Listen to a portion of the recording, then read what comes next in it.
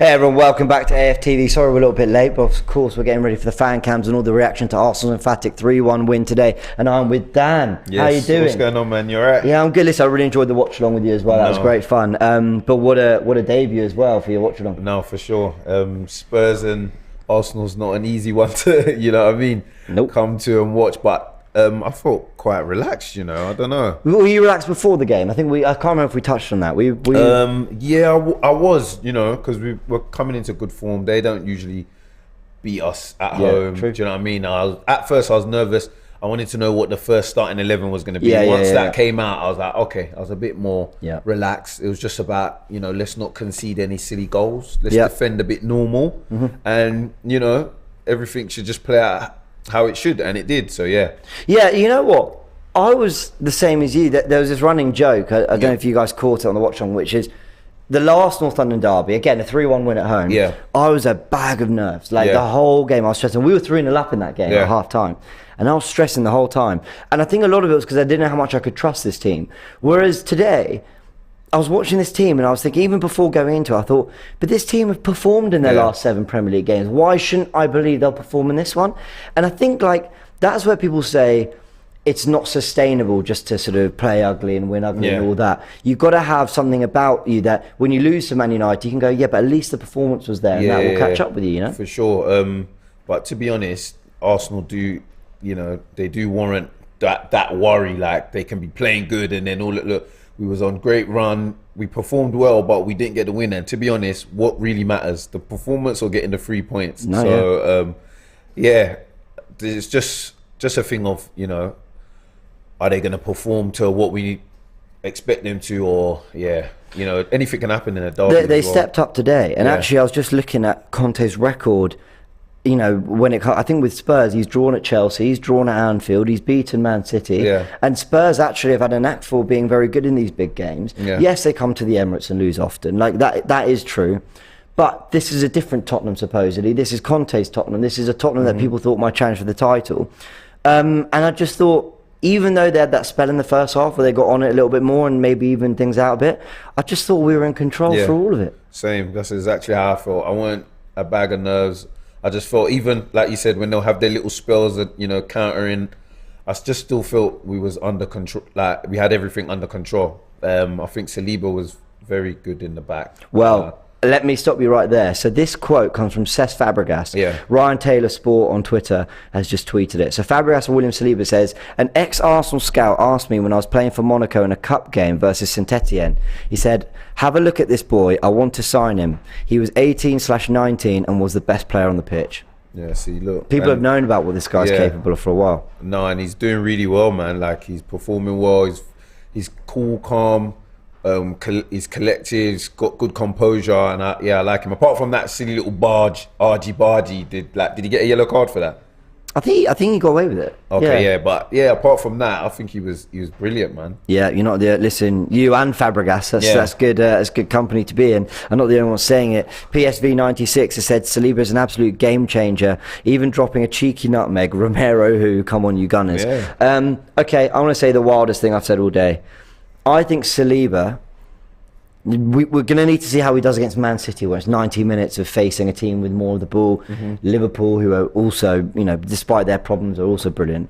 But I think I think Saliba, by the end of this season, will look one of the best centre-backs, if not in the league, maybe in the world. Yeah, maybe so. I think his potential is unbelievable. Yeah. For sure, but then it's scary because then you might start getting the big teams. I'm terrified about that. Whatnot. Do you know what I mean? So it's like it's a double-ended sword. We get a guy that's really performing and you know looks like he's got a bag of potential, but then then big teams gonna start creeping in. The money's gonna start coming in, the bids and stuff. So you know what it is with Saliba. He's got this ability. I don't know how to explain it. It's like, the ball goes in behind and you think they're in. Do you remember early in that second half, they just pulled one, they were whipped on in behind. and he just gets across like it's nothing. And I know he's not, okay, it wasn't Son running onto it or someone who's got electric pace, but they still run him beyond. They've still got the edge, but he gets back. He doesn't go to ground. He's not desperately sticking a leg out to deal with it. And even if he was, we'd say, well done, great recovery. He gets there on his feet. He basically says, you're going to kick it into me because I'm such a unit. And that's what I'm talking about when I say he's got composure. And that's like kind of heat of the moment. What do you do? But he's able to just gather himself, collect himself in a nice manner and get the job done in like sticky situations like that. So calm in possession as well. A few times that he said, I'm backing myself to dribble out of this. Yeah, exactly. So there was a point in the first half where I thought, you're doing too much, but like he's nice and composed, he does his thing and he gets it out of there. So yeah, man, applause to Saliba. I think there's a Tottenham fan in the comments. Paul says, we are still basking in the glory of Champions League. If qualifying for the Champions League is glory, then listen. Yeah, do you know? Well, they've got to have something over us, innit? So let's let them have it. By all means. Have it right now. Listen, I wanted Champions League desperately. Yeah. I wanted to beat them to it, but it's not glory for me. No, of course. It's the next stage of your progress. But that's it. Cool. We took the 3 points today and we got the 3 goals. Let's talk about that first goal. And remember, guys, this is the show where you guys have your say, so send in your videos. I know you amazing gooners are there around the world. You've watched the game, you've got up at whatever time, you've stayed up till whatever time. So yeah, I really want to hear your thoughts. Get them in. Phone number appears on the screen in this corner somewhere. Let's talk about first goal, Thomas Partey. And I think I said in the watch along, Man City face deep blocks week in, week out, and they're used to having players that can just smash one in from outside the box, and Partey did that for us, and it unlocked Tottenham. The game opened up from that point. Definitely. When he actually got the ball, I remember thinking, don't shoot, and then my face was, as he was shooting, just like, I was like, what a finish. So and it looked like Tottenham as well, their defence was very, very tight, so we needed something like that, like to just take some risk, take some shots, just to open up the game a bit. And I think it gave Arsenal that little bit more of a kick, and do you know what I mean? So I saw Arteta running off celebrating. He was pointing down or doing something almost like that's something they'd worked on. Look, this is repetition. They've probably been doing that in the training ground, and it came to light today. So I mean, you've got to think, Arteta had been at Man City for so long. I'm sure he would know the importance of being able to hit one from distance, because when everyone is so stressed, the Tottenham players, about protecting their penalty area, you've got to say, we've got to do it from away from there. That's why crossing's so important. That's why being able to be good on set pieces. That's why shooting from distance. So I've always likened it to like an ace in tennis. It's like, it's just a free point because they can't do anything about it. So fair play to Partey. They then grew into it. What do you think it was? Do you think we got a bit nervous at that point, or maybe they just responded well? What do you think it was? A bit of both. They responded well. Arsenal dropping the ball a bit, like maybe losing a little bit of focus, and then boom, we got a bloody penalty. So, they got a penalty. Who's more to blame? Is it Gabriel for desperately trying to deal with it and gives away the penalty, or is it everything before that, not winning the foul early? Was it what? I swear, didn't Saka? Did he lose the ball? Or? I need to watch it back. Maybe Saka, or someone said Saka. I know Song pushed into the box, and then from there, that's where it all happened. But I think Partey missed a tackle as well, if I'm honest. Okay, so so it's the build up of it. But listen, it's a derby. Like, things are gonna happen, and you know what I mean. Like, Gabriel wanted to get the ball. Sometimes it just shows his like passion and look. I need to get that ball, and then unlucky for us, it cost us a penalty. So.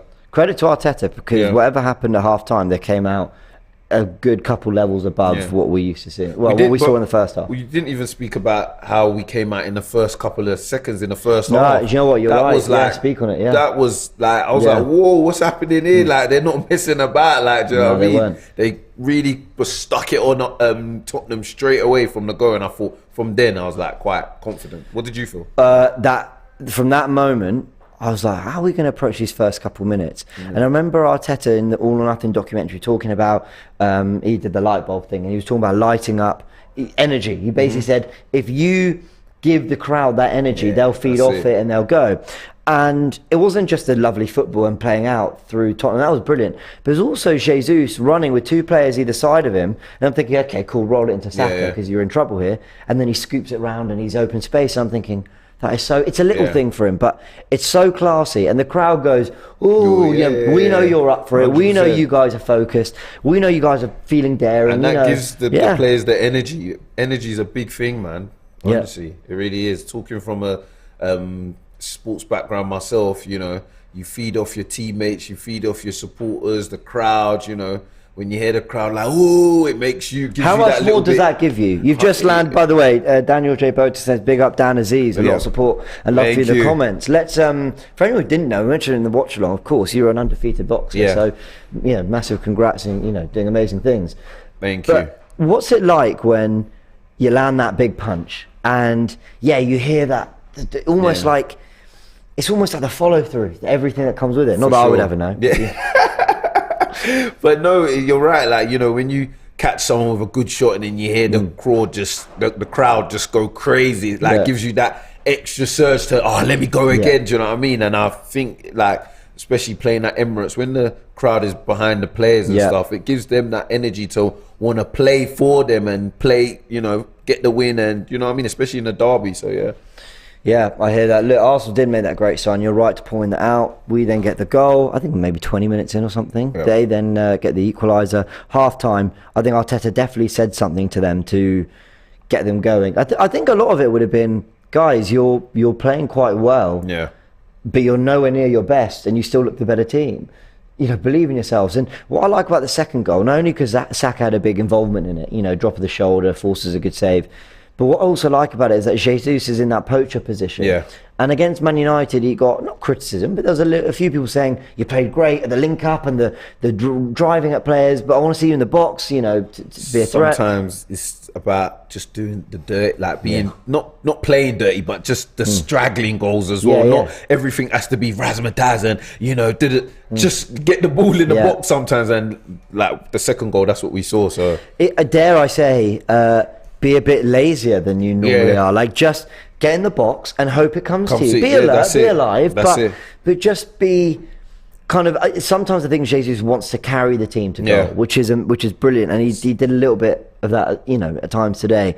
But I also liked how many times he was just in the penalty area causing problems, and he gets his goal. When we saw it, we were kind of. I mean, I was watching it thinking, was there like a foul or something? But Lloris wasn't really complaining either. No, it was a bit of a poor error from the goalkeeper as well, but hey, we're happy, we'll take the goal. Nah, absolutely. What did you make of not only his performance but the front three in general? Our front three, yes. In the beginning, like the first half, I thought Saka was a bit quiet, but I'm sure they had like 2 men on him. Like, do you know what I mean? Yeah, so at least they kind of shut him out of the game a bit, but I think Martinelli did well. Jesus obviously scored and whatnot, but as the game went on, I think they became more of a threat together. Do you know what I mean? Like, if you got Saka, you got to still think about Jesus and Martinelli. If you got them two, you got to think of Saka. Do you know what I mean? So it's true. That's a good point, actually, because especially when you're playing a back five, you could say you've got enough to cover those players, but the defenders, their instincts to defend, so they're getting out to Saka or whatever. But Jesus and Martinelli are being left somewhere. Now, they should have the men to deal with it, but it must be hard when, for most of the game, you're dealing with wave after wave of attack. 100%. Thought actually Tottenham, in fairness, I don't want to give them any credit. I actually thought they did okay once they went down to 10 men to kind of, they concede the goal, but then it's just like, all right, this could get ugly. Let's make sure it doesn't. I thought we was going to get 4, to be honest, after when the I didn't want to say on player stream, got sent off. Do you know what I mean? So very true. Pluggy says, Liverpool next week, let's make the Emirates a fortress. And then Alex says, we need to learn how to respect Xhaka and Arteta, pointing the ground, was meaning that Spurs can't win in our ground. Saka had to be doubled all game. Is that what it was? I mean, that's pretty ballsy of Arteta to be saying that a 1-0 20 minutes in. But you got the stats. What was the stat? What's the stats of them when they come off? Something like 1 win in 22 or something. Oh, wow. Something, like they never win it.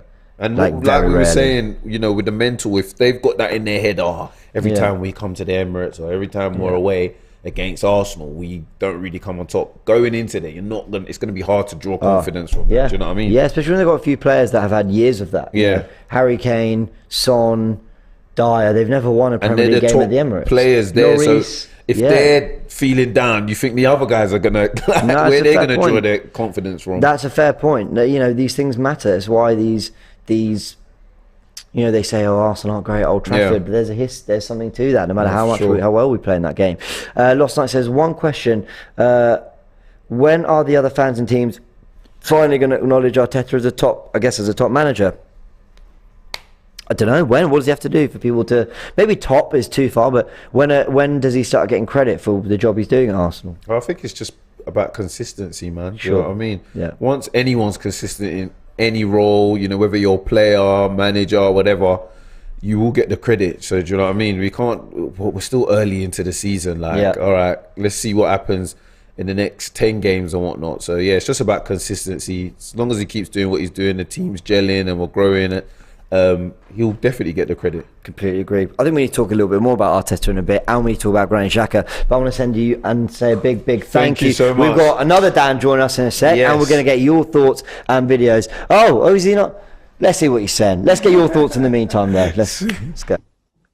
It's the most stressful time of the year.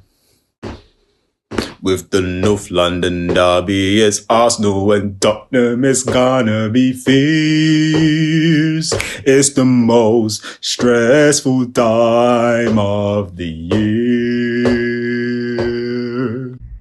Oh, today I get to see the mighty Arsenal and watch the three Gabbies play. Red and white 4-4-2, this looking tasty.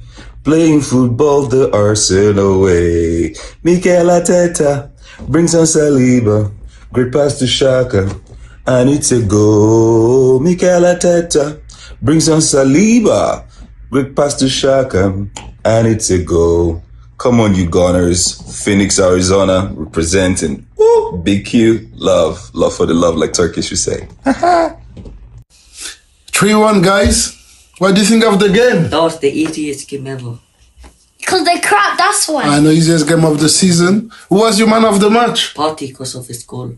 Jesus as well because of his goal. I know, but that was too easy. And you know Tottenham, they're rubbish, so it's just too easy. That was like training. Congratulations from Texas, United States. This is Mike O. Congratulations to all Arsenal fans. This was such a great game. I know we're going to do great things this season. We only need to cut off, little bit of individual errors, and we will do great things this season. This team has made me so proud. I guess my weekend is going to be great now. All I got to do is sit back, relax, and watch other teams suffer. Man City, Man United, one of you going to drop points. Chelsea, it's not going to be easy at Crystal Palace. So congratulations all Arsenal fans, and come on you Gunners, let's go get top 4 and possibly compete for the trophy. Thank you. I big up AFTV each and every time. It's Casimir from Birmingham. Listen, what a 3 points today. Thomas Partey outside the box, Gabby Jesus, and to top it off, Xhaka further cementing his place in the team. Even though I'm a critic of his, I gotta say he's been performing very well. And Saliba, he's just absolutely world class. The only negative thing I can say is Gabriel makes me a bit nervous at times, but if we keep playing the way we're playing, we're going to be a problem for any team in the league, and that's a fact. Come on, you Gunners.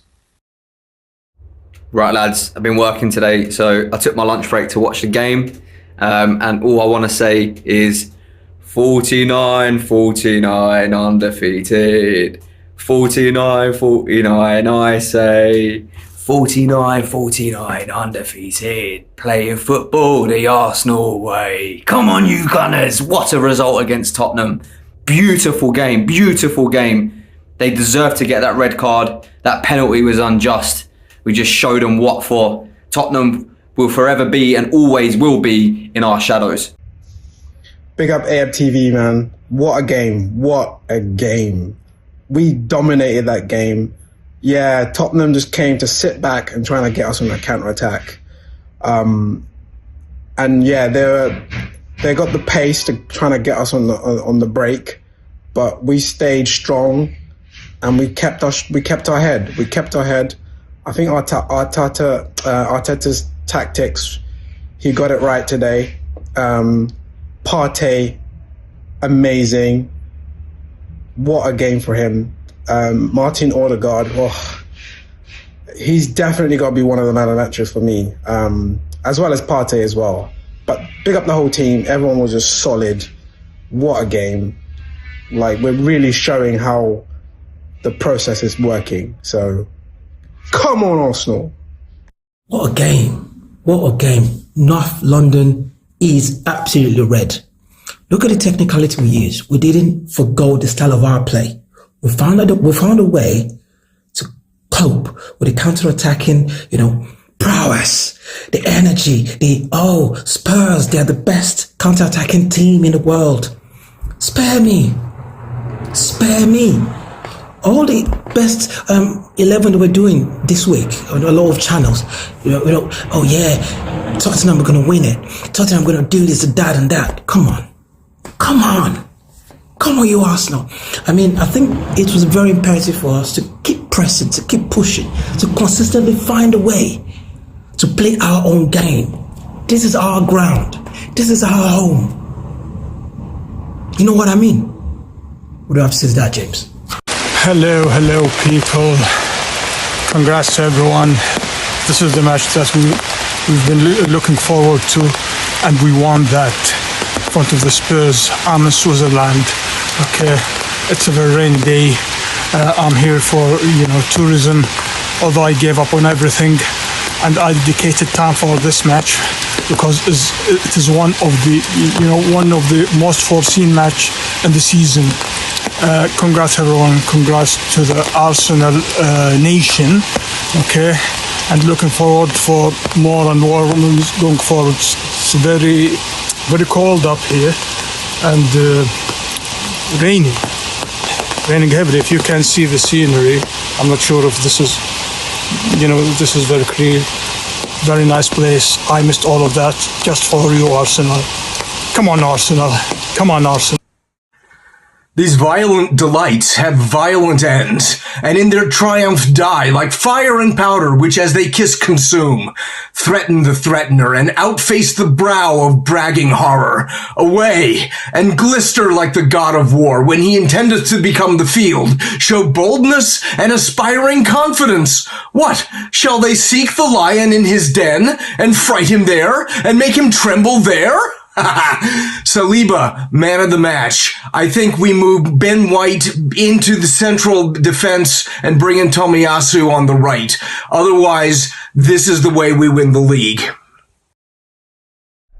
You guys are absolutely incredible. We've had songs, we've had poems, we've had speeches, we've had people travelling everywhere to be a part of this game. Honestly, the Arsenal fan base are unbelievable, and I'm here with another member of the Arsenal fan base, Laurie Lyle, to just indulge a little bit more. Now, to catch you up, big up Dan Aziz, who's here. Big up, shout out to Dan Aziz, that's my guy, man. Champ in the house. No, honestly, I mean... It's not every day you get guys like this on the stream. No, British absolutely. Light heavyweight champion, unbeaten, good friend of mine as well, so I'm shouting it out for... No, rightly so. The vibe was great today. Absolute pleasure to have him in. We covered the first half-time, the first two goals. So we've got the red card, the managers, Granit Xhaka, and a bit more to go into. A lot of you guys have been sending in your videos as well. Keep sending them in. Let me start with the managers, though. And I think this super chat feeds very nicely into that. Yasavi says, Conte subs were ridiculous. If Mikel did that, I would be really pissed. It's a North London derby. You have to fight no matter what. Now, I was on the watch along, being quite kind to Conte. I think we both were saying, well, he's got to get legs in midfield. They're losing that battle. But I don't know if maybe I was just trying to sort of, I don't know, play it all down. When I stop and think about it, he really took Son and Richarlison off. His two biggest threats on the counter at 2-3-1, where, I mean, maybe he just threw the towel and went, we'll keep this to 3. Which, I'm with that guy. If Arteta did that, I'd be furious. Yeah, interesting one. I mean, listen, hindsight's always 20/20, yeah? But at the time, I actually gave Conte a bit of credit, because I'm thinking, if I'm a Spurs fan, I did too. I wanted to see something, you know what I mean? The game was absolutely out of their control. So they needed to make something happen. And I'm trying to put myself in Conte's mind. I'm thinking that he probably reasoned to himself, listen, those guys have Pep had X amount of minutes to do it. They've not really done it. I've got guys on the bench chomping at the bit, young. They want to make an impact. Let me gamble. Didn't quite come off, but you know, they're 3-1 down. He needed to try something, and at least he had the bottle to try it. That's the way I saw it at the time. Maybe, listen, the Spurs fans will know these players, know their players better than I do. But at the time, I was giving him some credit because I'm thinking he's pretty much done out there. He's trying to find something. And so it was brave, but ultimately it didn't work. They're a very funny team, aren't they, Tottenham? Because I think they are ugly to watch. Oh, wow. I watched the Leicester game, and obviously I watched them closely today. And on the ball, when they do have more than 5 passes, there's nothing about them that I find enjoyable. However, they also are really dangerous. It's hard to explain. It's like, it's not pretty, but they can be very effective on the counter. And I think Tottenham did very well to maintain that constant threat while Arsenal were still feeling themselves into the game, even though they went 1-0 up. Yeah, you know what, I agree. I mean, listen, it's not the most expansive, first and foremost, so it's not particularly eye-catching. But if you watch a lot of football like people like me and you do, you can understand the tactical nous, and you can appreciate what he's trying to do. Like, he's trying to hit you on the counter. Yeah. I kept saying to people today when he was doing the watch, you have to be very watchful of Spurs because they're more than happy to give you the ball. However, if you lose it, and then they transition very quickly from defence to offence. Couple of balls here, boom, boom, and they're through. And then they've got the kind of players. It took them 3 passes to do what really took us 15. Yeah, and that can hurt you, man. That can hurt you. But then on the flip side, maintaining possession, constantly passing, probing, waiting for the opportunity as well, can tire out the opposition. And actually, I thought in the second half, even before the red, Tottenham looked like almost with every time we switched the ball or we were playing through, it was kind of like, oh, all right, got to get over there now. Now got to get over there. They're pulling us everywhere. And I think actually it was one of those, we just kept grinding away at them until eventually they were just, the red card undoubtedly plays a part, but they just looked to shadow themselves. Absolutely, you're spot on. Listen, we were the better team today and we deserved our 3-1 win. However, again, I'm going to put myself in the position of a Spurs fan or even a neutral fan. The red card was a turning point in that game. Now, some people might say that the red card was a little harsh. Certainly when I saw it at first, I didn't think it was a red. I thought booking, and then I was thinking, when everyone's going, he's got to go, I'm thinking, was he booked before? I couldn't remember him being booked before. Somebody said to me on the street, no, it's straight red. And I thought, bit harsh. When I saw the replay, then it seemed more of a red card. But then you could also argue when things are slowed down like that, they always look worse. So I think it's one of them. I think it's, if you're at home and Martinelli goes down the way he does, and then you get the crowd, especially in a game like this where the atmosphere is through the roof, and you get the home fans baying for blood, the referee might be thinking, on balance. But on another day, you might not get that. I think cheating is pretending you've been fouled when you haven't, so diving. Exaggerating contact is what all the best teams do. And I love seeing Martinelli, who was fouled, by the way. He was fouled. And there was studs high on the ankle. There was. And if that screams that little bit louder, or that rolls, by the way, he might have been really hurt. I don't think he's actually not one. There's a couple of screams, a couple of rolls. Well, he's actually not one to normally do that kind of thing. But, so it might have been completely and utterly genuine. But I'm actually really glad that we've got a little bit of that to our game. We've got a little bit of, hold dark on. Arts. Yeah, you've just done that, and I'm going to absolutely milk it and put you in the most uncomfortable situation possible. Or is it even dark arts? It could be just street smarts. Slight difference there. Yeah, I suppose. I mean, But listen, Martinelli didn't do anything wrong, did he? I mean, it was a foul. No. He was brilliant, by the way. Yeah, he had a very good game, actually. With that red card, actually, let me just get the super chat in very quickly, because I actually want to touch on this red card properly.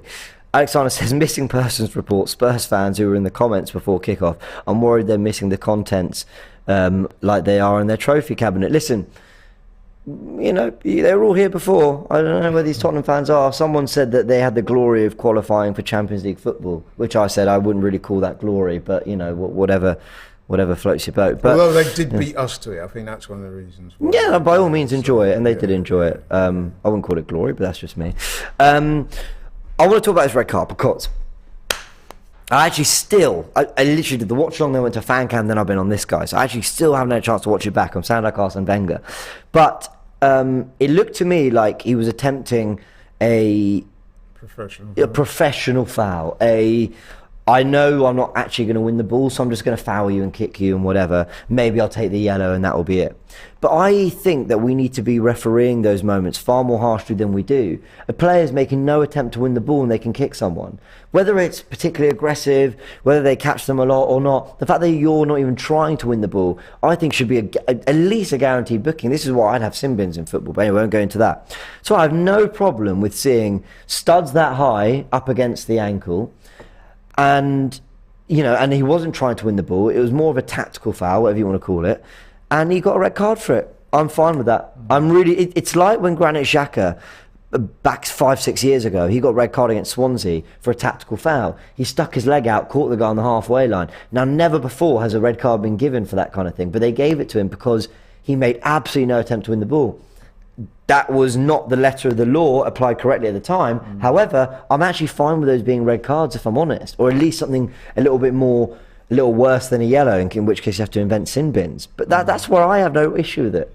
Listen, not every foul is a booking. Not every professional foul like that is a sending off, in my opinion. When I watched it initially, I was thinking it's a yellow card, and then I heard everybody said, "Oh, he's got to go for that. He's got to go for that." So I'm thinking, "Oh, has he been booked already then?" Because I didn't see that as a straight red. However, when I saw the replay and then you see it slowed down, you think, well, actually, yeah, he could go for that. So it's one of them, man. I think, like I said, it's a kind of decision you get if you're at home and things are going your way. If that tackle's made at the Tottenham Hotspur Stadium, probably just a yellow, and that's and by the way, I thought the referee had a decent game. I thought he had a good game. Yeah, I had a good game. I had no issue with the penalty they got. I had no issue with the penalty we didn't get, the Jesus one. I had no issue with, I think Romero not getting a booking early on was one of my main gripes. But other than that, Sadiq says our rivals crumbling, Guna's having a great day. Well, let's just have a little check on that, because interesting, Brighton are 1-up at Liverpool and Palace are 1-up at home to Chelsea. So we'll keep an eye on that very, very early on. But Fulham have had an early red card. Saliba sent off and Wilson capitalised for Newcastle, so they're 1-0 up there. So it's great to have Premier League football back. It's great we got this win and we can just enjoy the rest of the weekend. I think that today could be a pivotal moment. I really hope so. Because Liverpool, who we got next week, are not in the best of form, as we've seen that they're a goal down at Brighton at the moment. And I would fancy us to beat them next week. Yeah. And, when you look at the way things are going for Arsenal, the competition we have for places, the whole vibe around the club. It's great, isn't it? It's, and football's about momentum, isn't it? And right now, the momentum with us. You know also, what? City. But you know what I mean? When you're top of the table, you're top of the table. That means if you win all your games from here on in, I know it's a long stretch, but you're gonna be there or thereabouts. Listen, it's a nice early advantage that we've got ourselves. It's a nice little mental, psychological battle we've won early on. What if United, go against the grain tomorrow and get a result against City? That's even better for us. Yeah, that's not beyond. It's not beyond the realms of possibility. Exactly. So. Rizvan says, Arsenal dominant today, tricky moments, but overall we were the better side. Conte approached the North London derby all wrong, and the pressure got to Spurs. Great win. Listen, with Spurs, what you saw today is the way they play. Even at home, I've heard their fans going on about we need to be more. That is Conte. That is what he does. That's it's what true. He does on the tin. So it wasn't a matter of crumbling. Arsenal were the better team today, and then, like I said, 2-1 up. And we get that decision going in our favour. That just kind of helped us over the line, if you see what I mean. Agree. So it is what it is, bro. Aston's in the comments. Aston sending love from AFTV. Obviously, we spoke briefly yesterday on the Twitter space, but obviously he's out in Orlando, where obviously they've had the hurricane and stuff as well. And he's been reaching out, so do get in touch with him on Twitter and Instagram. But he says, big up the boys. 111 points is still on the menu, boys. Orlando Gunners in the house. I had to read that again. It's 111. Fair enough. Why not? He says he's come back with another super chat. Says 22 shots to their 7, 9 on target to their 3. It will go under the radar how quiet we kept them because of the drama. What do you think about the tempo today, James? Yeah, he mentioned yesterday in the space, tempo, controlling the speed of the game. When we win a free kick, boom, put the ball down and play and all those things. And he was spot on. I think. Now, add to that point what I wanted to see before the game, and I had this big debate in the starting 11. I was saying I want Arsenal to be calm. I don't want them to almost play like it's a derby, you know, in their face with every tackle, getting caught up in it, making it nasty and all this kind of stuff. Just play your football. If you play your football, we'll beat them, and we did, and we scored 3 very, very good goals out of it. Listen, and we were well deserving of the win. Yeah. And the second half, we pretty much controlled it. Okay, you could argue that the sending off, yeah, had a lot to do with that. But listen, Mm-hmm. like I said, with the sending off, you can't argue too much against it. I agree. So listen, we were the better team. In the first half, I thought at times we overplayed a bit. Mm-hmm. Yeah, that's definitely true. Much more decisive, weren't we? And I thought for their goal, I thought Gabriel, who I'm a big fan of, I think someone's got to sit this guy down and say, listen, you do not need to do that. That was an unforced error. He did not need to make that challenge. If you look at it again, which I have done already, you will see that even though the Tottenham player was bearing down on goal, Saliba was well placed to either make a block or make a challenge. What he did, sticking his leg out, inviting Kane to go down, is exactly what Kane does and will do every time. So he should have been a bit smarter than that. But that aside, I thought we were well worthy winners. Lots of stuff we can have a little giggle at just before we go to some more clips. Conte quote, he said the red card killed the game. People very quick to pull up this headline. Conte tells Arteta to stop complaining after holding red card in Arsenal defeat. Conte is the king of telling people not to complain and then complaining himself. He's done it with fixtures, he's done it wherever. Yeah. To be fair though, most managers do that, don't they? Of course. And he's going to back his players, and rightly so. Yeah. But and not only that, when you we'll enjoy it. When managers are very clever, so when you focus on a refereeing decision or a so-called controversial incident, that takes the discussion away from what actually went down on the pitch. Yeah. That any talk of you were being outplayed, you just blame it on the fact that we were still in the game and the referee's giving a red card. In a weird way, he'd rather lose that game 3-1 with the red card than 2-1 without one. Because he'll do the red card, we can get back into it. Yeah. I know what you mean. And let's face it, there will be a lot of fans out there, Tottenham fans especially, and some of the neutrals, who will say, look, you know what, he has a point. Yeah. You know what I mean? Because let's face it, let's face it, the red card does have an effect. Tottenham are 2-1 down, they're down to 10 men, and obviously we're going to grow and they're going to shrink a little bit. Right? So, but we were the better side regardless. Timothy saying Emerson Royale was poor. I'm not going to say what the word is for the emoji you've used because I don't want to be Emerson Royale, I'll tell you what, I wouldn't want to be him tonight. No. Because he's been their whipping boy for a long time now. And let's face it, you've committed a foul and got yourself sent off in a high-profile game like this. A derby match, which all the fans, you know what I mean? He is got. If I was him, I'd switch his Twitter account off tonight. Yeah. And I just hope it doesn't get really nasty for him. Because we don't want to on the banter side of things, it's he was rubbish, he got a red card, that's brilliant. But you're right, you know, social media can be a really horrible place. So you don't want any of that. Timothy then also goes on to say, look how open they were after he was sent off and how Conte had to sub in 5 players. I've got to say, it's quite something to, bring on 5 players and have 6 players come off. Well, if you remember earlier in the season, Arteta did a similar thing, didn't he? Remember? He brought on 4 players in quick succession. Yes. And he was it Leicester? I can't remember. No, it was a game. Was it the? Oh, I can't remember. Was it the United game he did it? He did 3 in one go at United. Yeah, and he took criticism for that. It's one of them, isn't it? If the substitutions you make don't work like that. Yeah. And you try to be bold and it doesn't work. People are going to say, oh, you bottled it, you lost the plot, blah, blah, blah. I don't know. Listen, all you lot in the comment section. We're going to go to some clips now, but I have seen that it's 2-0 Brighton. So we're keeping an eye on that. We are keeping an eye on it. Let's go to your clips. On you Gunners, the North London Derby. Yeah, guess what? Tottenham are still shit. You know what I'm saying? 3-1. My boy, oh my God, I always love me a Xhaka goal, man. The boys played really well tonight. I just want to, oh my God, I just love everything about this club right now. You know what I'm saying? I'm just over the moon. I'm so happy. You know, I'm so glad. Like, I really feel the process coming on now. Like, this was a big test and we actually passed. You know, I'm so happy. Like, I'm so buzzed. Like, I can't even, come on, let's go, you Gunners. Come on, man. Let's go, Gunners. Let's go. And guess what? Tottenham are still shit, okay? Big up everyone from AFTV, Cecile, James, Charlene, LV, everyone in the building, man. Laurie as well. Arsenal 3, Tottenham 1. Usual proceedings, man. I said it in the super chat, man. 3-1. What a game, man. The first half was KG.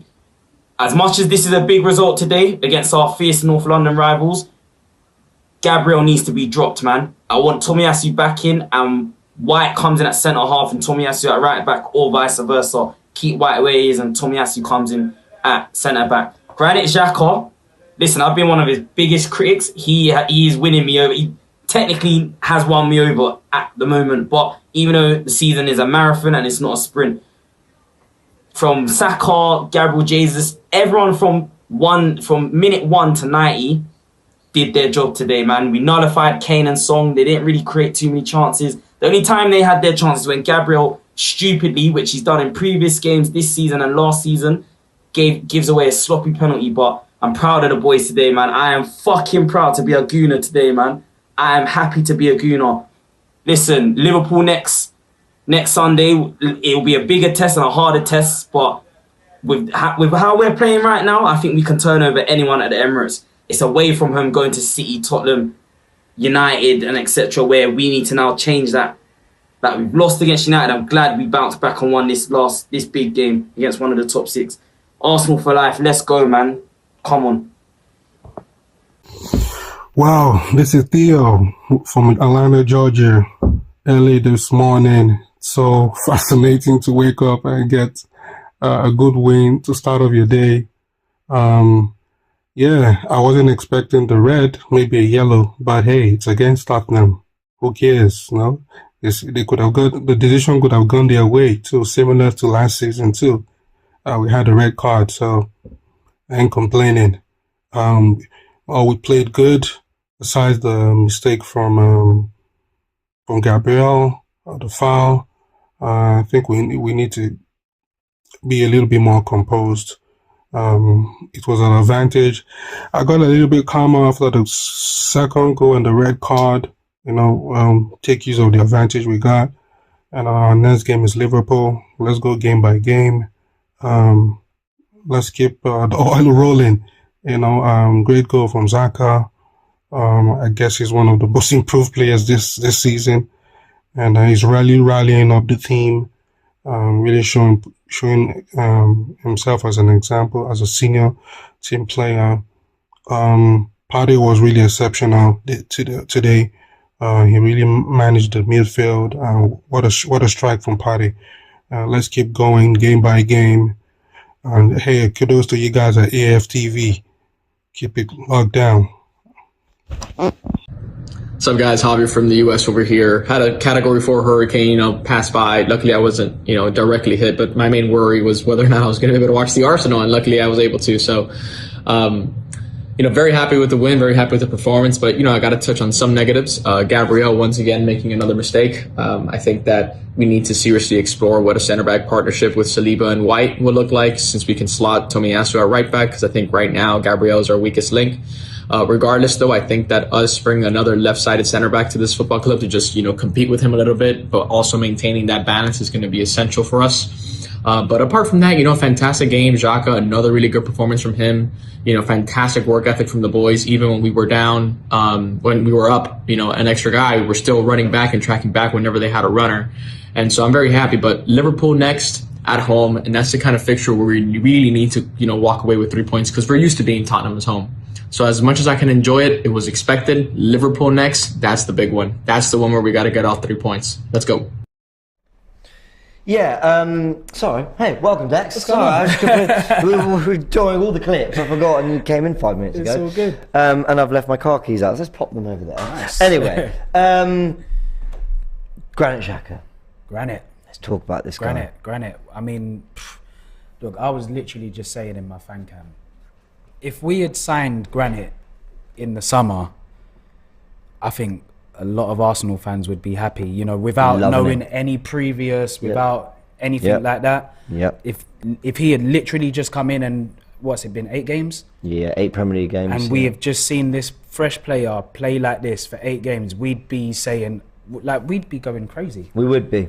Do you know what I'm saying? I think we'd actually even be saying that from last season if we got him summer 2021. Yeah. And he played the way he did last season. I think we'd be saying, what a midfielder! This, you know, that position sorted. And this is coming from somebody who really wanted a midfielder, really wanted a Basuma, or, you know, I really wanted us to try and bring in somebody, but I can't lie, man. Granit's really, really, really impressed me. And like I said, if we had signed him this summer, and like you said, you know, last summer, I think Arsenal fans would be really content, really happy. I've got to say, he's completely and utterly changed the way I see him. And it's not just he's playing well, so now I rate him. I don't think I was ever going to be that fickle about Xhaka. I think I'd made my mind up on what he offers. Yeah. And now he's been using this more box-to-box role. He tucks in next to Partey when he needs to. He gets forward and provides an option in the pocket. He's very safe in possession, but now he's adding goals and assists. Yeah. He was creating a little bit today, but then that goal, I love it. It's, you know, touch, out of his feet, drive, and then, you know, what a finish. There was a chance that he created later on in the game that we was like, oh man, that was going to be so similar to the Brentford goal that he just literally whips it in, and Jesus is on the end of it. So his role has changed, and I think that role change has definitely helped him. And Massively. I think sometimes it's hard when certain players come in either to replace, or they kind of get labelled as a certain type of player when they're actually not that. Do you know what I mean? And I think when we bought him, it was kind of like, are we going to have this DM, this real kind of hard guy? And that's not really his game. And I think Apparently not. Yeah, and unfortunately he kind of got labelled with that, and that's what we expected of him. Do you get what I'm saying? And I think... Well, people are saying, and I get this in the comments all the time, some people say, you know, he plays like that for Switzerland all the time. I'm like, great, with all due respect, right, international football's a different tempo. From the games I've seen of him at Switzerland, they played a back three, but maybe that's not true. You know, I just didn't take it too seriously what he did for Switzerland, because some of the opponents will be brilliant, some of them will be really bad. Different tempo, international tempos are completely different. And I had like 5 years of him at Arsenal to look on rather than that. But in fairness, in this new role, which I think we've been seeing since when I first clocked it, was Norwich away last season. We won 5-0. He was getting forward a lot, but he was always getting forward. But sometimes he'd tuck in, and he's very tactically smart. He basically will just alternate with Zinchenko. If he gets forward, if Marte comes inside, he's happy to sit and cover.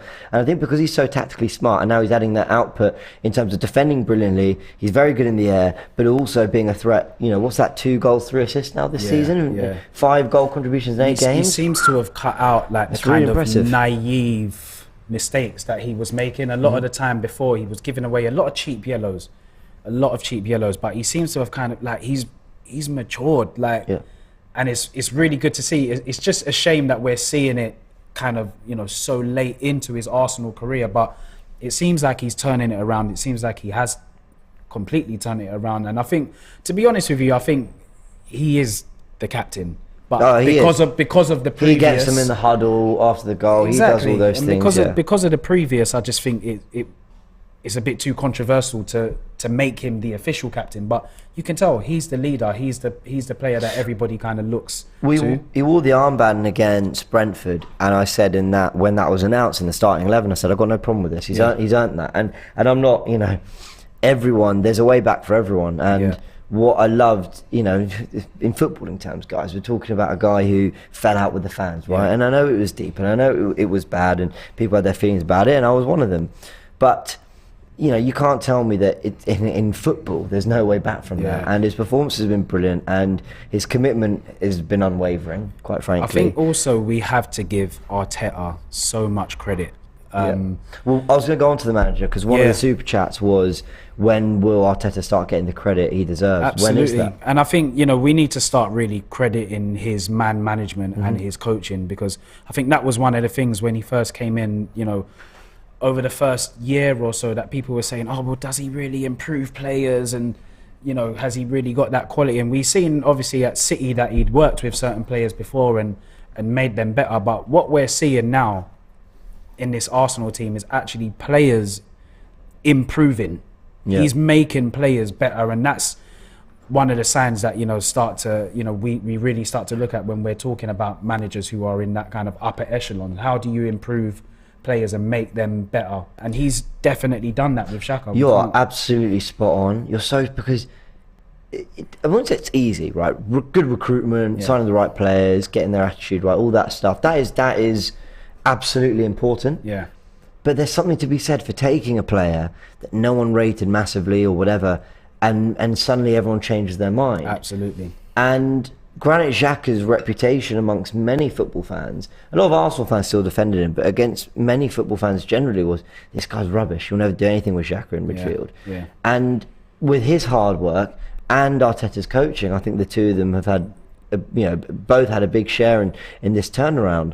We're now seeing a completely different player. I think we're slowly going to get to the point where opposition fans are going to realise what's going on as well. I think at the moment we're seeing like all the Arsenal fans are kind of, changing their tune on him, but generally there's still a stigma attached to him because of the disciplinary issues and just, what does he do? Does he attack? Does he defend? What does he bring to the team? Like performances like today in the big games, we're going to start to see opposition fans actually realise, oh, he's actually a good player. I was watching YouTuber James Alcott was talking about Granit Xhaka, and he called him the facilitator. There's probably no better way to describe what he does. He allows everything else. If you need to defend in a deep block, he's going to tuck into Partey. If you need him to make a recovery run or cover at left back, he'll do that.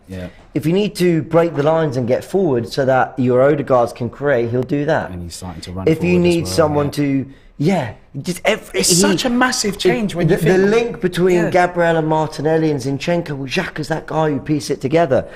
He's been immense. I'm so happy for him. And I was so wrong. I hope this continues for the season. But I was so wrong. Listen, I said Torreira, Guendouzi, and who else was it? There was a third. I think I said Torreira, Guendouzi, and Coquelin were all better than Granit Xhaka. This is the player that I thought Guendouzi would become. I was wrong, by the way. Guendouzi. I thought Guendouzi had like certain qualities that I really liked in terms of just kind of being a bit of a box-to-box guy, standing up to be counted and stuff like that. I thought Guendouzi was going to become what we're seeing Xhaka doing now. Yeah. Do you get what I'm saying? So credit to him, man. He's worked hard. He's dug in. It says a lot about his mentality, like so much, because I don't know if I could come back from that level of abuse. But you're right. It's not just the getting your footballing performances to a certain level. It's the psychological battle he has to overcome. He knows that any mistake is classic Xhaka. Classic. Blah, blah, blah. He could go a year without a mistake. He makes one. Oh, well, we've seen this from Xhaka. When does that narrative start to change? And I'm now trying to make an active effort on this channel to change that narrative and start not just saying Granit Xhaka's a good player. Start saying Granit Xhaka. Sorry, let me rephrase that. Not Granit Xhaka is in a purple patch. He's playing well. But let's see. This might be him. I think he's playing. The first time I saw him playing like this, when Switzerland played France in the Euros. Yeah. I don't know if you remember that performance. And dominated, didn't he? I remember thinking, why can we never get this kind of performance for Arsenal? But we're seeing it now. And we have to credit him, we have to credit his mentality, and we have to credit the manager. Yeah, agreed. Dex, you've been absolutely amazing. We're going to go to the clips, guys, and then we're going to round off with who else but Julian. Look at him smiling in the corner. You can't see him, but he's very excited. It's a big smile. He had a dream that Arsenal would lose. And luckily, his dreams are a load of bollocks. So it's all good. We're going to come back in about 5 minutes. We're going to get his thoughts. We're going to round up there, guys, and play your final clips. Right now, let's hear what you're saying. Hi AFTV, This is Daniel Bishop here. Just to talk on the result of the game, it was a fantastic game. You really couldn't fault it. I mean, Arsenal on the front foot right from the set go. I mean, we needed, to be fair, I wanted a bit more of an earlier goal because we were dominating. We had a lot of possession. We played well, kept the formation well. Only slight thing for me there, Xhaka, a bit sloppy. Might be because he'd be a bit tired. Same with Jesus, needed him in the box a bit more. But other than that, I mean, it was a fantastic performance. I mean, personally, my man of the match, I'd give it to Saliba because he's been absolutely fantastic in defence. He didn't put a foot wrong. He did everything he needed to do. Sorry of Gabriel to give away the penalty, but you know, these things happen in these games. You know, with the North London derby, these things always happen. It was an outstanding result. We played absolutely brilliant, really did. It was a top-notch performance. Xhaka played brilliantly as well. We kept our heads up, just kept doing what we needed to do, scored another goal to kill the game off, and that's exactly what we needed to do because we've had a habit of where, you know, goals can be conceded and then, you know, we drop off. We sit back and then we fall away at it. But this time around we didn't. You know, we kept doing what we were doing and, you know, we punished Tottenham for it, and that's exactly the way it should be. So this gives me a lot of high hopes for Liverpool and see what's going to happen there. But I reckon we can really give them a good game for their money. But fantastic result today. Come on, you Gunners. Come on, you Gunners. Now, I got to think about it, but what was your favorite part of the game? Was it Partey's streamer? Was it Xhaka's goal? Was it Jesus tap-in? Or was it Conte on the sideline, panicking, not even knowing how many substitutions he wanted to make? Was it 3? Was it 2? Or was it 4? Oh, I don't know. But I gotta say that going into this game, I was a bit nervous. I'm gonna be honest. Because last season, when we had an international break, we came back looking tired. We had injuries. We just didn't look the same. It seemed like if we're, you know, out of play and we're not playing and we're playing with the international break, we came back and we didn't have any kind of unity. This is the opposite. Today we looked like there was no international break. We didn't look tired at all. So I was like, okay, well maybe just the first half we'll do well and then we'll kind of fall off. Nope. We look stronger in the second half. So wow, I got to have more confidence in this team, and I am so excited for our next game. Thank you, AFTV. Hey AFTV, this is Dave from Malaysia. Vieira scores for the Arsenal and they move back on top of the league. Sounds really familiar, right? But I must say it was a brilliant away day performance by the team. I must admit I was nervous before the match, looking at Brentford's brilliant home record and how free scoring they have been at home so far this season. But credit to the team, we dominated from start to finish. There's so many performances to speak about. Firstly, Thomas Partey coming back. I think it just shows how important he is to the team. So calm and composed on the ball. He absolutely bossed the midfield.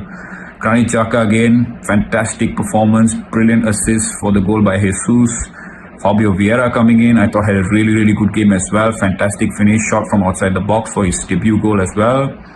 And defensively, I thought we were superb. I mean, for playing against a team who has been free scoring at home, we just limited them to one chance by Damsgaard, which Ramsdale saved, I think. Apart from that, we were absolutely calm at the back. Saliba, a brilliant header, and he really dominated Tony as well today. Tierney coming in, I thought had a really solid game as well. So overall, a fantastic performance by the team and brilliant going into the international break, top of the league. And now we have to focus on the big 2 games coming up post-international breaks, which is Tottenham and Liverpool. I think that will be a true test for the team. So nonetheless, looking forward to the challenge and we're going to enjoy this victory tonight. What's up, AFTV Worldwide? First of all, before I mention the game, Cecil, big up for that dance you just did. That little salsa shake, that was a mad thing, you know, that was well done. But hey, another good day at the office, boys. Oh man, that felt good.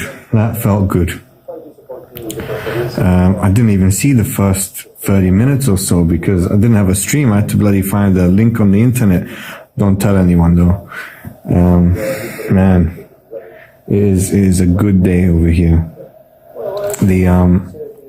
Thinking about that match, I gotta say I missed that first goal, but I saw it again at half time. Bloody hell. Thomas Partey, love it when he plays. I just hope he can stay fit. And what else, man? I didn't even notice they had a red card until towards the end of the game. But yeah, same result as last season. I really hope that when we go to Tottenham's home ground that we can get a result there as well, so we can finally put this shit to bed. So top of the league still, guys. Top of the league still. Let's go. Big up AFTV. Hello everyone from Australia. I'm off to bed. Have a good night, guys. Who else would you want to round off the show than Julian? Welcome. Tell us the story. You were there. You were there. What was the atmosphere like? Was there a roar when the goals went in? We had to watch it muted. Well, there was absolutely a roar when the goals went in. It went a little bit quiet, as you'd expect from previous seasons when Spurs got their goal. Yeah. And I thought that was slightly different from other games that we've played this season. I don't know if you've been in the ground. Yeah, Leicester was the one I was at. Yeah. So do you remember when Leicester scored? Yeah, we got for it. The crowd actually roared them on. Yeah. It didn't seem such a big deal. We had that belief against Leicester that, and pretty much every other home game we've played, that even when the opposition scored, we would just go up the other end, and that's exactly what happened against Leicester. I think it's because of the fact of who the opposition was, and that there was an equaliser. It was an equaliser, but also, I mean, I had my doubts. I think I'm ever so positive for pretty much every Arsenal game. I really look forward to it. I really enjoy going to Arsenal, win or lose. I enjoy the experience, apart from one game, which is this game. Yeah. And this game for me is different from any other game because I have a greater fear of losing it. It's the greater fear of losing, and I actually take more humiliation, more agony from a loss than I get pleasure from a win. Now, I'm not saying I didn't get any pleasure from that. I got a lot of pleasure, but when we lose against them, it really hurts. Yeah. I literally cannot. I mean, a few times I've gone abroad the next day because I just can't stand to be. It's a nice way to deal with your Arsenal-related problems. I mean, it's like I've got that concession on BA, but I can, I literally just take off because of the. Be nice to Julian if you ever meet him. Yeah, it's humiliating. It's agony. I've grown up in North and East London. A lot of my friends are Spurs fans. I do joke with them when Arsenal win, and they call it, maybe trying to humiliate them. Yes, I probably do, but I get it back, and it's horrible. It really is horrible. So I think one of the reasons why the crowd potentially were a little bit quieter after that goal, and it went a little bit damp for us, was because of that fear of losing. What about that second goal when that went in? Or maybe the third, because I think at that point, I think people knew it was job done. Xhaka pulls one back. They've had a man pulls one back. Yeah. Puts us 3-1 up. Man sent off. It was just beautiful. Yeah, I think for me, we were already 3-1 up when we were 2-1 up when he got sent off. For me, and in total control. Yeah. So once he got sent off, and the fact that it was one of his wing backs, which he relies on completely for his tactics, that for me was pretty much game done. And I saw it in his substitutions. Yeah, because he was thinking about Tuesday night, and that's something we didn't really talk about in starting 11. The fact that we're actually playing them at quite a fortunate point, because they've got a really crucial game on Tuesday. The way that group's lining up is that it's going to be them and Frankfurt competing potentially for second place. They're going to Frankfurt on Tuesday rather than Wednesday. So he did have one eye on that. Yes. I mean, he shouldn't think about the derby, but it's a good point. Yeah, but the thing is, Conte didn't grow up in North London. Does it mean as much to Conte as this game means to you or I or our friends who are Spurs fans? It's hard. I know what you mean. Probably not. But then we're talking, we're trying to put a quantitative value on how do you measure emotion and feeling and things like that. He obviously cares as we care, but you're right. I mean, maybe that's why those subs were made. He said, you're right, we've got a big one on Tuesday. Let's not kid ourselves. We're not pulling this back. I would hate to see Arteta do that. I know you can say it's long-term thinking, but I do believe in this. It's a North London derby. You never know. We've been 4-2 up against them, totally cruising. In injury time, they've pulled 2 goals back. I've seen, we were falling up against Newcastle. I know this is a different team, this is years ago, but things happen in football. So let's say we got one wrong. The Emerson red card came out of nowhere, by the way. It's not like he was on a yellow and he was constantly fouling, whatever. You couldn't see that coming. You don't know that we don't get a red card and suddenly it's 10 on 10 and things get a little bit nervy in the ground. So if I were a Tottenham fan, I'd be furious with those changes. I was trying to defend him on the watch along, but having thought about it more, actually, I just think maybe I was defending him because he was doing us a favour, and I was thinking, yeah, good old Conte. But let's talk about Arteta now. I think we owe it to him to round off the show on Mikel Arteta and the criticism he's taken over the years, the good things he's done. Maybe all of it character building for him, all of it he would have learned from, no doubt, the good, the bad, the ugly, all those things. But he's now put out a team there that, including the substitutions, you just thought this looks a really good side and controlled, I think, 75 minutes of a 90-minute football match against Tottenham and got the 3 points. We're top of the league, 7 wins out of 8. Yeah, I mean, I've never had anything particularly bad to say about Arteta. One thing that I'll kind of go back on is what he's been doing since he got there. He's not looking to do a Conte or Mourinho. No. What happens with these kind of managers, they come in, they're a whirlwind. They can really have a massive effect quickly. Mm-hmm. But it's a bit like you go on a crash diet. You go on a crash diet, you can lose a lot of weight very quickly. But if you do it in the wrong way, what's going to happen? You start putting the weight back on. What we've always looked for and what football fans really want is a long-term plan, something that's going to be sustainable.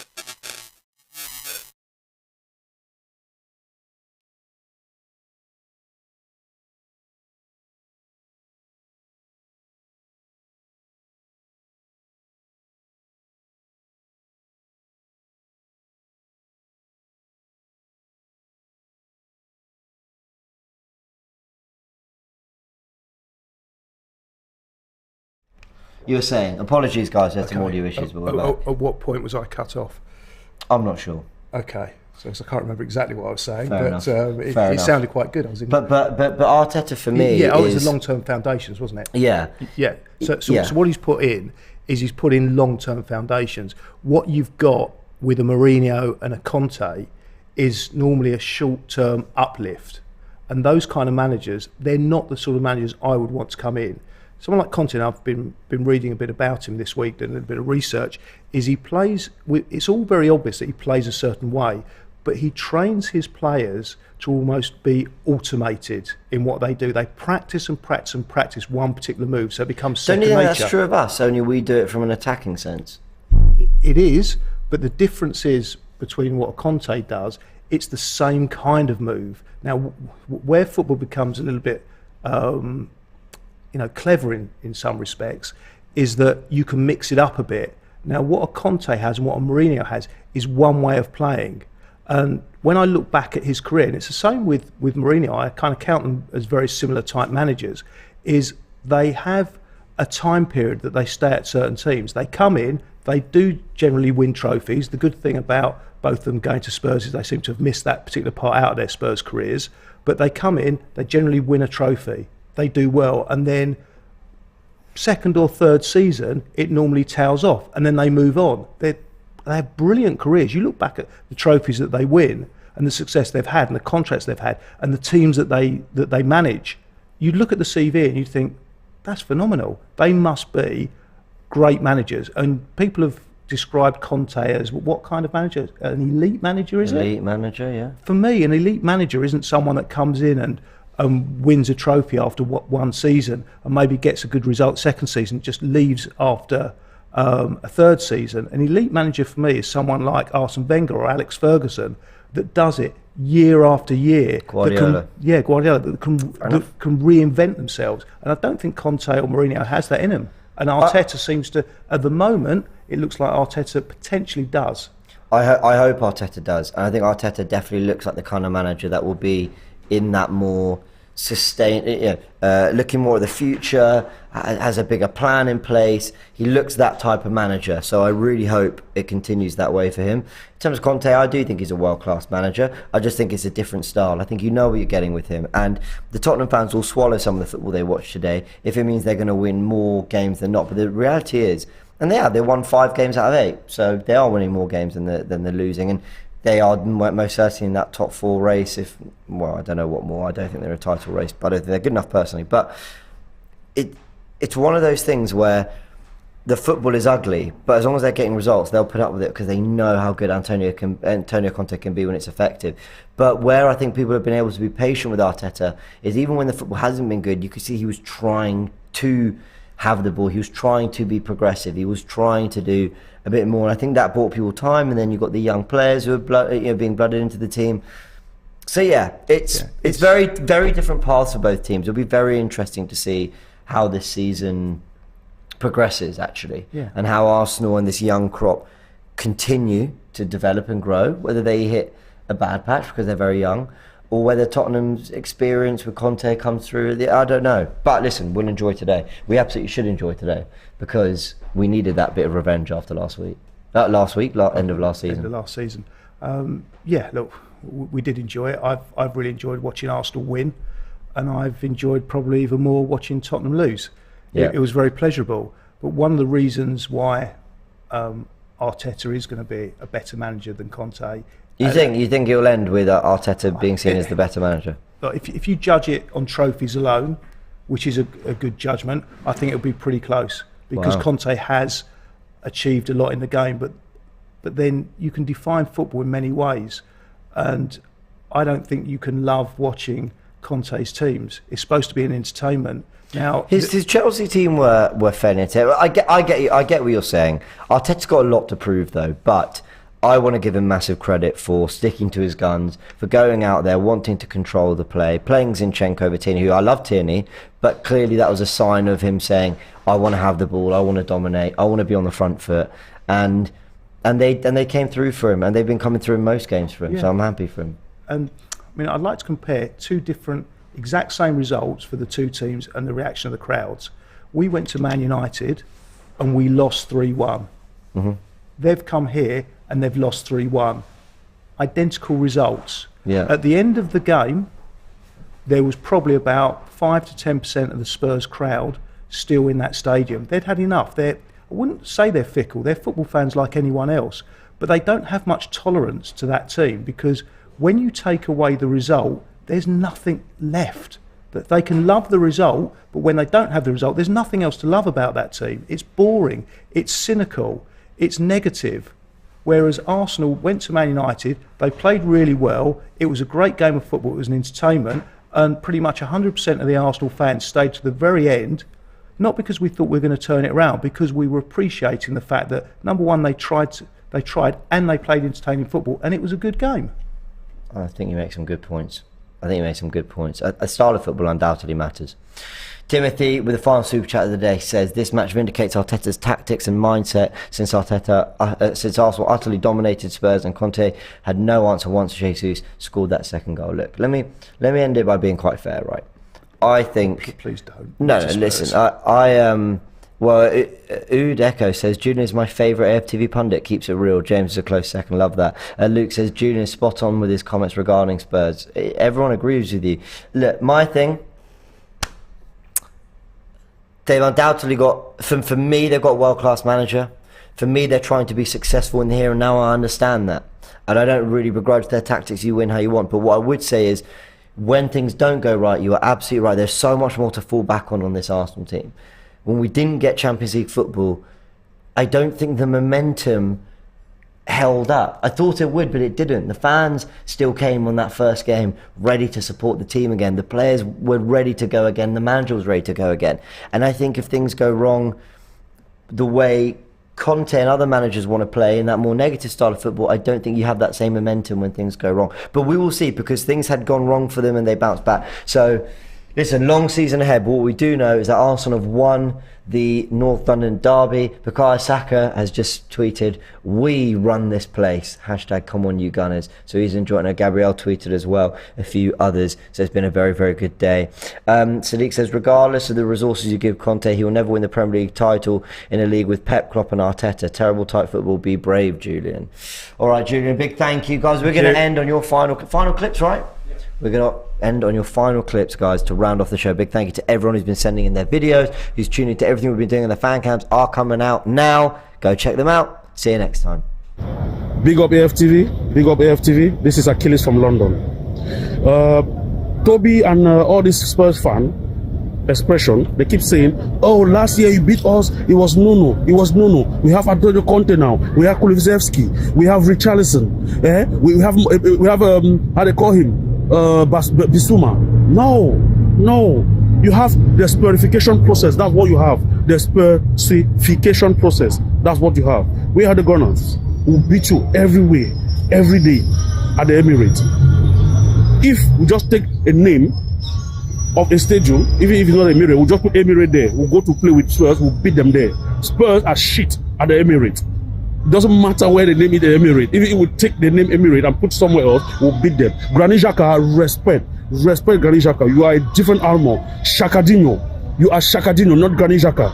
The only bad player, not really bad player, the only player that was a little bit down today concerning the performance was Gabriel Magalhaes, but we move on. We are top of the table. We are top of the league. Yes, and we'll stay there until someone proves worthy enough to be there. Because for now, the football we are playing, we deserve to be there. Big up yourself, guys. AFTV. Marcos here from across the pond, and what a match. What up to everybody around the world. Arsenal fans, congratulations. We just won the derby. It's top of the table. It's not a better feeling in the world. And gotta say, we played phenomenal. We had plenty of chances, could have scored 4 or 5, maybe even 6. It was really nice. Man of the match for me has to be Odegaard. After about 60 minutes, you could see he got a second win. He was really looking for the 4th goal. Xhaka was super consistent. Thomas Partey, what a finish. That's the Thomas that we're looking for every match. Give it up to the boys and Arteta today for selecting the squad. AFTV, always a pleasure. God bless. Come on, you Gunners. Listen, I'm so gassed right now. Get me. Arsenal did the damn thing today. As you can see, I'm at fucking work. Do you know what I'm saying? Sorry for my language, but I'm so happy right now. All the players played well today, man, honestly. Like, Thomas Partey, bossed the midfield as usual. Fucking Gabriel Jesus. What can I say about this man? This man has just been on fire, been brilliant. Fucking, who else played well today? Saliba. Oh, Saliba played so well, man. Like, right now, I'm on cloud fucking 9. Do you know what I'm saying? Come on, you Gunners. You never know what could happen this year, man. I'm not getting too gassed, but definitely top 4. And who knows, maybe a 2nd or 3rd place, isn't it? But right now, take time, feet on the ground, just take each game as it comes. Come on, you fucking Gunners. Big up to the AFTV, it's Jay from Malaysia. I must say, what a game. We turned around, really well. We coped. We have shown that we have determination. We don't slack off. We kept going till the 90. I must say, we beat Spurs off the park. Partey, what a missile. Gabriel Jesus, goal again. And Granit Xhaka redeemed himself. Come on, mate. On to we go to the next game against Liverpool. And I must say, we are going well. I hate Conte and I hate Spurs and I hate the experience. Come on, you Gunners, let's go! Hey FTV, Steven and Alexander here from Pennsylvania. Very excited about the win today. Come on, you Gunners. What an excellent performance by the boys. Want to big up William Saliba. So cool, so calm, so composed. And also Aaron Ramsdale, want to big him up, especially in that first half when Spurs were trying those little balls over the top. And they're actually getting behind the defense. Ramsdale was always well positioned to be able to collect the balls and, not have us get into so much trouble. But at 21, William Saliba, you're just a Rolls Royce of a defender. And actually, your partner could learn a thing or two from you because I thought he was a little rash in the game. What do you think, Alex? I thought that was an excellent win. This might be my favorite win of the season so far. It has to be. William Saliba, he is an excellent defender. He's coming from a new country, new league, and he's looked like a defender that's looked like a veteran. He's looked excellent. Also, Thomas Partey, big him up. What a strike. We've always been looking for that goal. We've known he can do it. His shooting has improved so much, and to get it in this game means so much for him. And Granit Xhaka, he's been a player that's been even underrated, I have to say, because because he's been putting in those high performances. He's been putting good top performances, and he's been just as good as anyone this year. So big up the team, big up this win. Come on, you Gunners! Come on, you Gunners!